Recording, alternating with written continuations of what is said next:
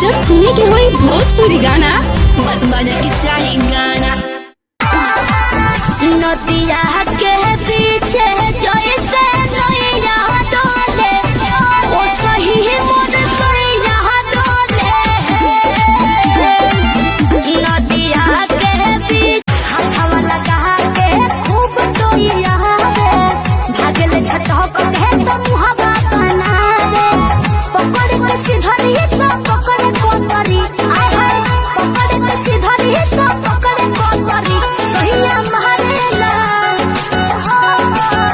सहिया मारेला गड़हिया में गड़हिया मोछरी सहिया मारेला गड़हिया में गड़हिया मोछरी सहिया ताचो कहिला बोल को कर न मरबा न मरबा न मरबा लगल हमारा ई खबर बा। अच्छा तोहर पहिल राजा ऐसे कहे देखो तारा हो जैसे देखो ना पहले लागो तारा तुम्हें राजो में पिया आंगना में सैया स्विमिंग पूल बनावाया संगे संग हाइल जाई खूबे मजा लिहा तना पोखरिए रानी तना खूब मटकाई के कमर पतरी आय हाय खूब मटकाई के कमर पतरी सहिया मारेला सहिया मारेला गड़हिया में झारस जब बाल सैया जी लागस का माल सैया जी बगली से निकाल सैया जी उड़ावस हम सैया घर आप घूमब सहार हमारा दिलवा के सरधा पूरा दपिया हमके दिली सहार सैया ऊपर कब नीचे हाथ डाल पीछे पीछे जब हला करी मुंह भट चुप चुप करे हमर दोनों बयालून साला धुप धुप करे अरे मिलन नहर जोगे छैला छैल छबीला अरे ओरिजिनल बात सुनबू है आ राजीला उखाड़ देला किला आ राजीला उखाड़ देला किला। अरे हटो ना अरे सुन सांस बनी दिल में उतर जाती पूरा इनके पता जस पर सर जाती तन ताक दे तो छोटी कमर जाती पैसा भले कमे कमैता रहता बाकिर हमरा पास में खोल लेता कहीं किराना दुकानिया जिंदगी गुजरता साथ में कहत कुछ अरे कैसे छड़ी पूरी रोट रोटिया बिलाई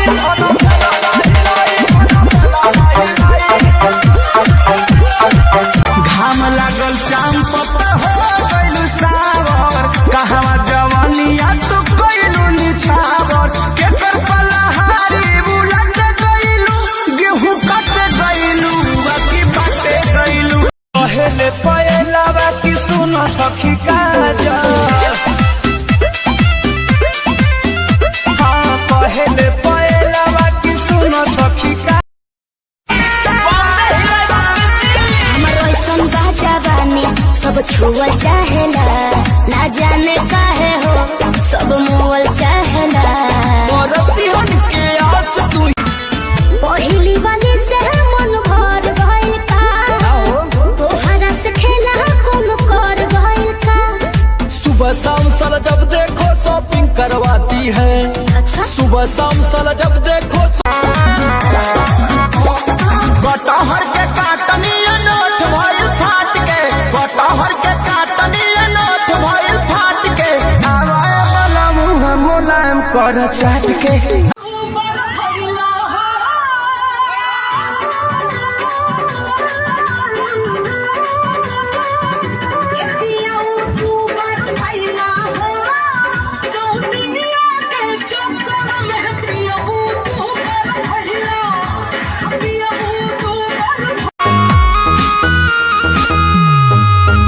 खाई गइल उठल लिया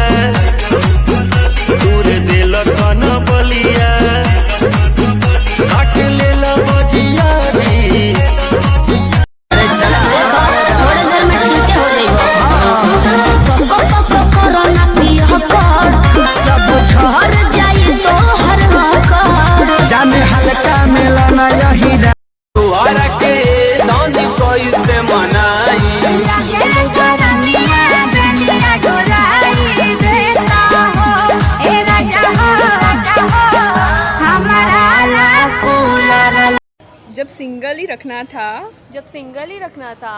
तो इतना सेक्सी क्यों बनाया भाई? हाँ यार, वीडियो को लाइक जरूर कर देना। मिलते हैं अगले वीडियो में, तब तक के लिए बाय।